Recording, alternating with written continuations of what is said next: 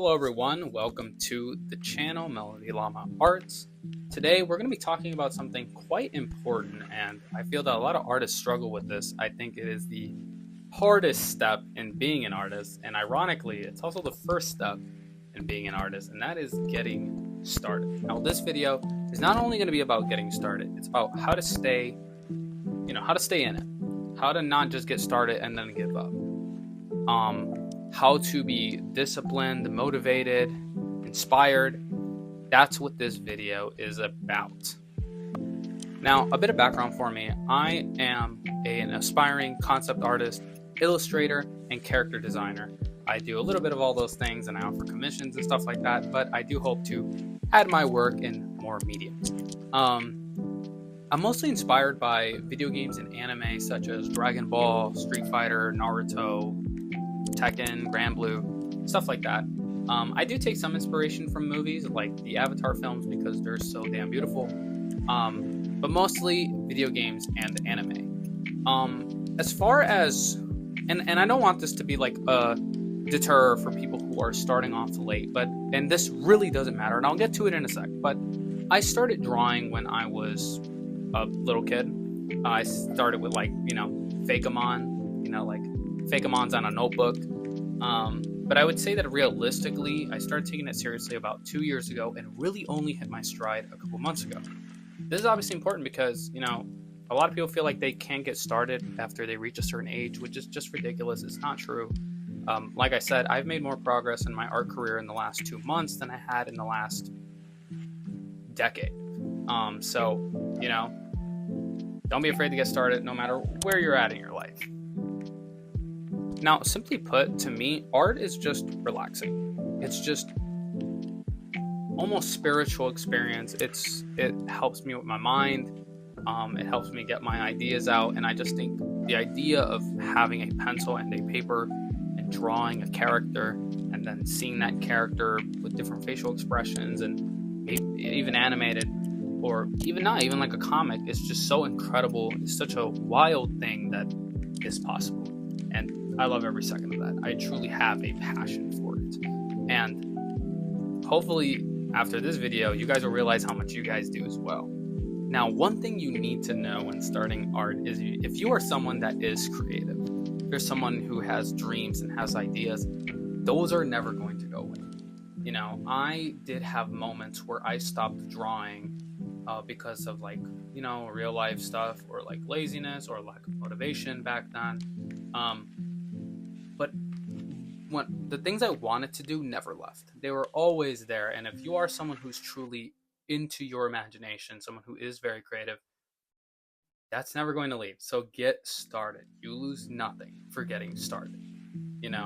If you don't, it's just going to be there. You're never going to know what would have happened if you did give it a real shot. So just try it.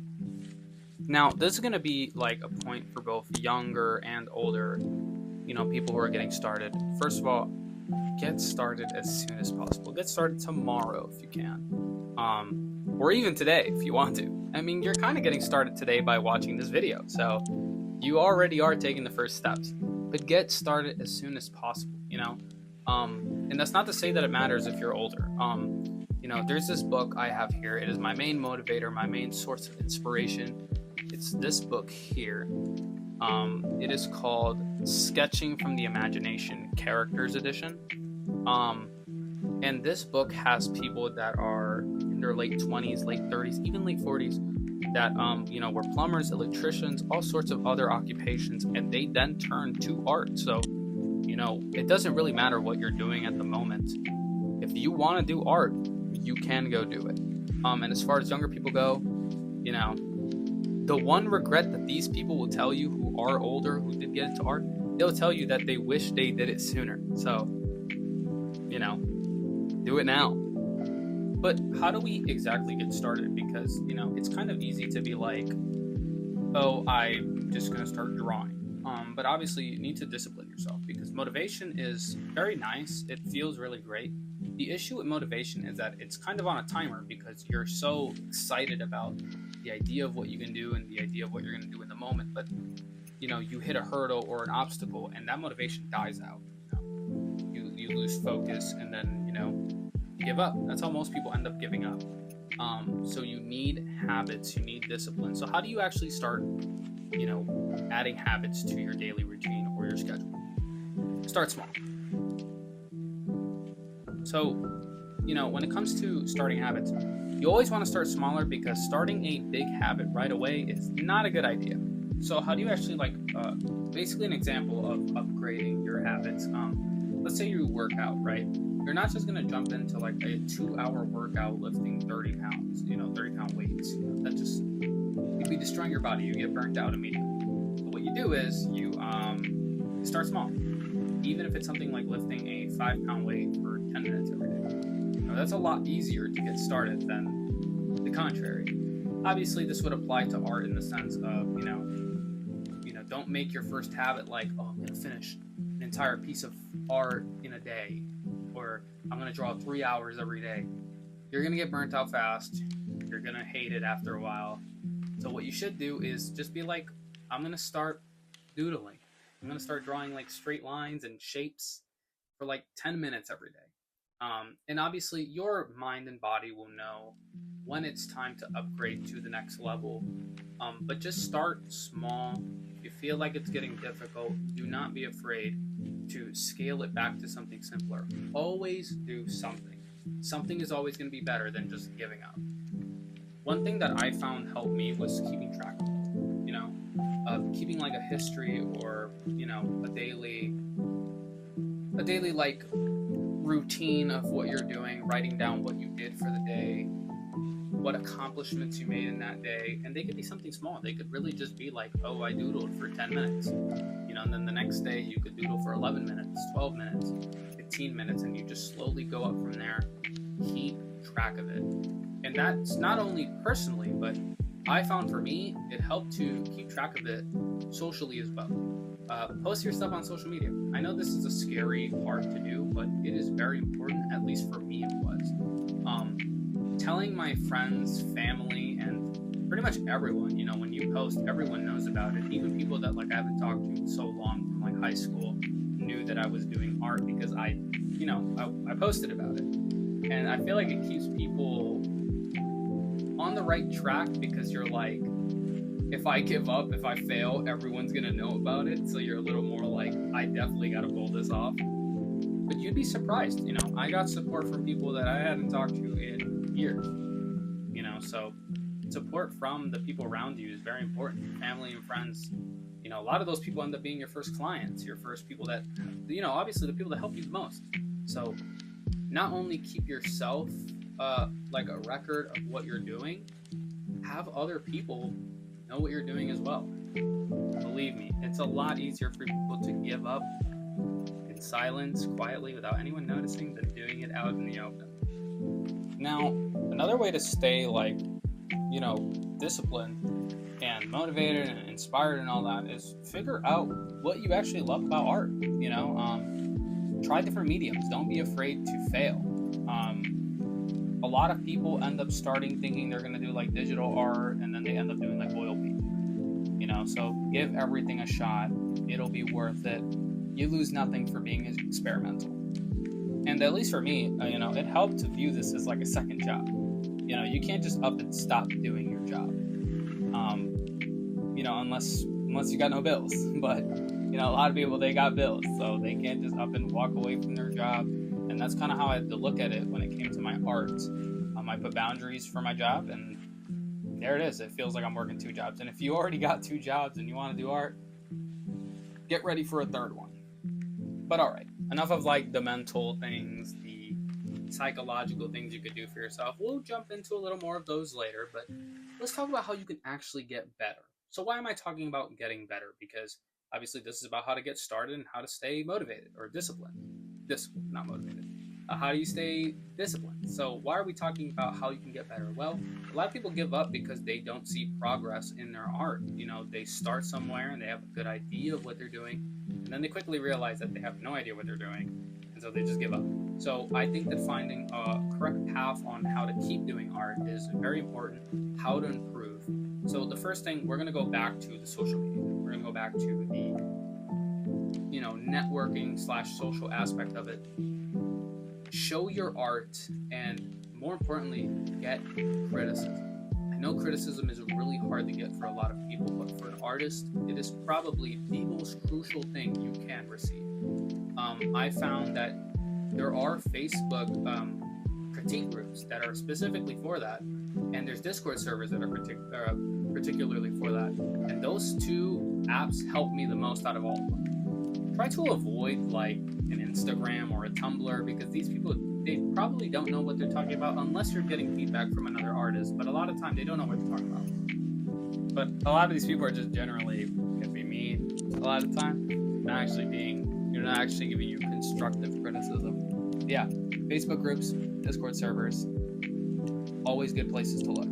Facebook has tons of them. So if you think Facebook is like an app for old people, kind of is, but it's also a pretty good app to get feedback for your art. So who should actually teach you? You could take an art mentor. You could take real life classes in a certain location, and those are all pretty good options if you have money.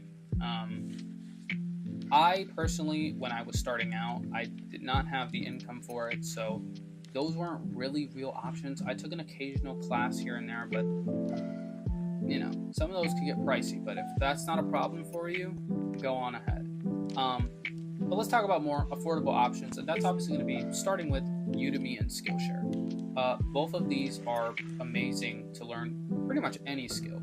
They work a little differently. Udemy is a pay-by-course, and Skillshare is a subscription service where you can then access all the courses. I primarily used Udemy because I think they had better art courses. A lot of those helped me more. But those are all good options. But let's say you can't afford those either. That's totally fine. There's this incredible site. Probably never heard of it, but chances are you're watching this video on there right now. YouTube. YouTube has everything.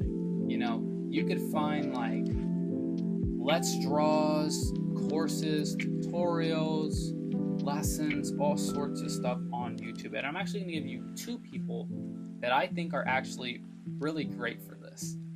Those people being Mark Burnett and Mr. Proko. Mark Burnett is a lot more stylistic and focuses more on digital.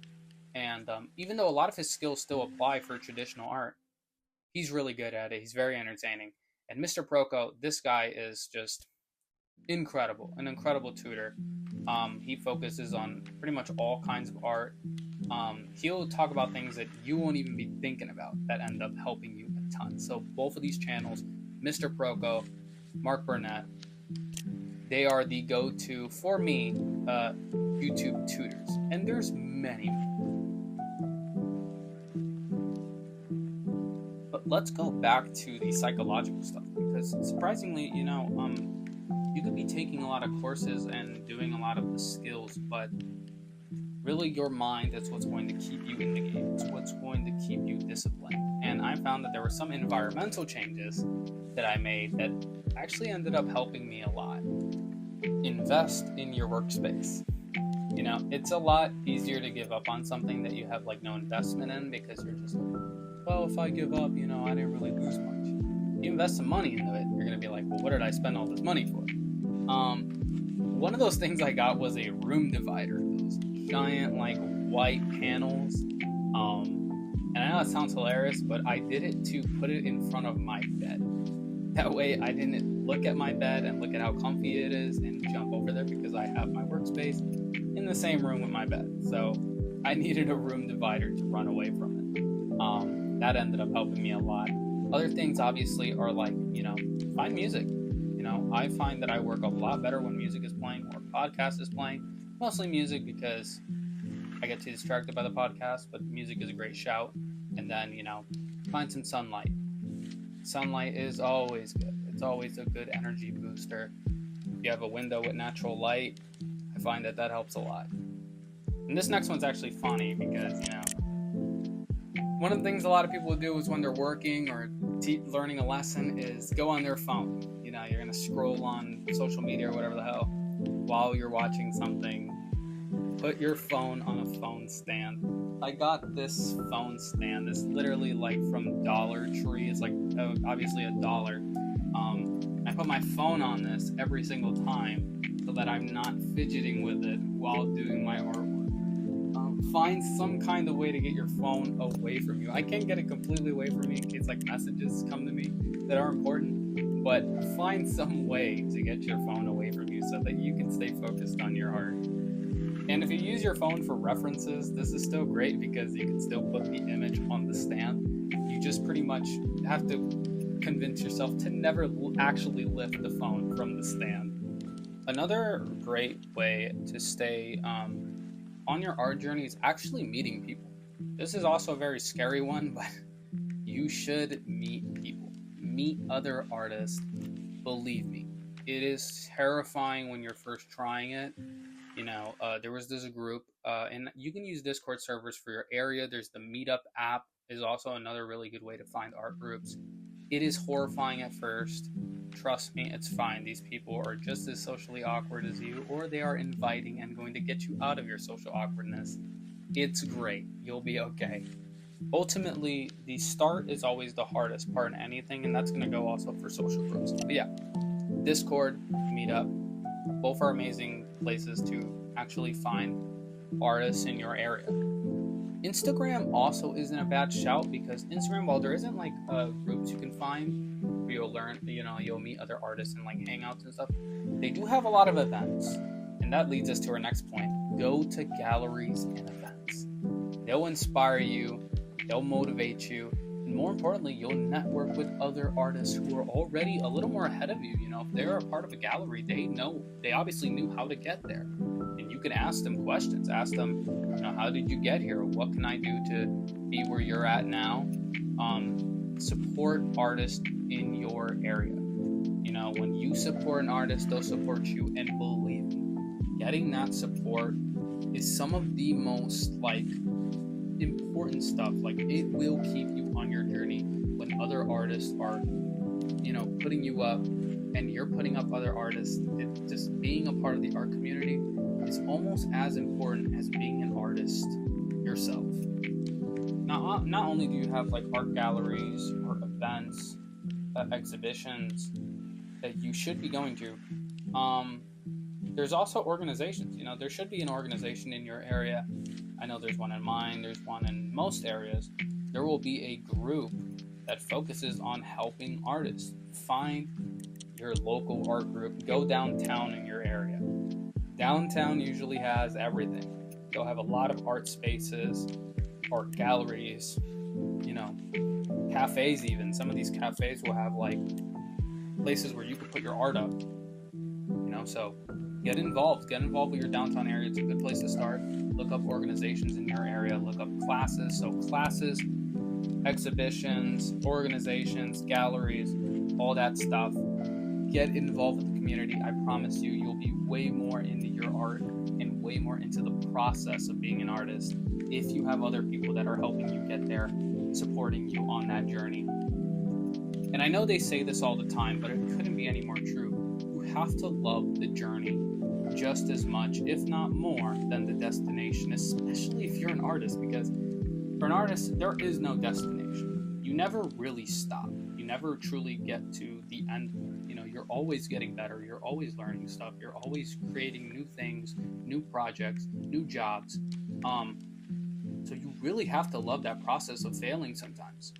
The hardships that come with art. You have to love it.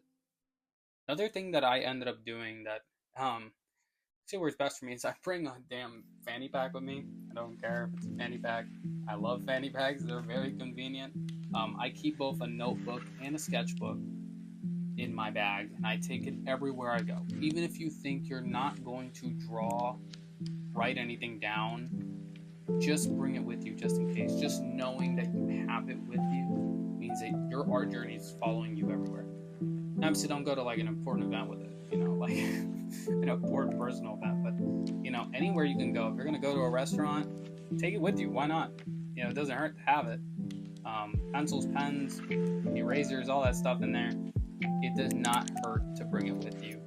I bring it all the time, and sometimes I end up drawing in places that I didn't think I was going to draw, and I think of something great and I write it down on my notebook. And yes, you have the Notes app on your phone, but it's just not the same. At least for me, it's just not the same as writing it in a notebook. It feels more connected to your creative journey. if you have your dedicated notebook and your dedicated sketchbook for when you travel. And back to Instagram, when we're talking about supporting other artists, like their posts, like their stories, share their stories, and subscribe to people. I mean, follow people, at least on Instagram is follow.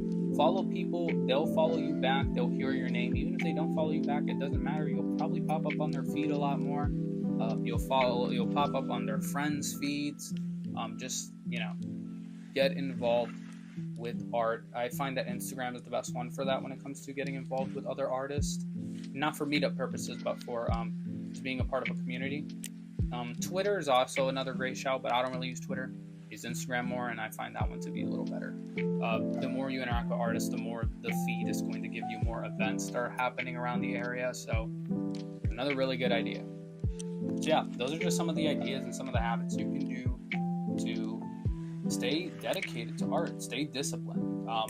You could obviously look up ways to be disciplined. I'm sure there are more general ways to learn how to do those things, but yeah, that is going to be how you stay on your journey. There's no skill or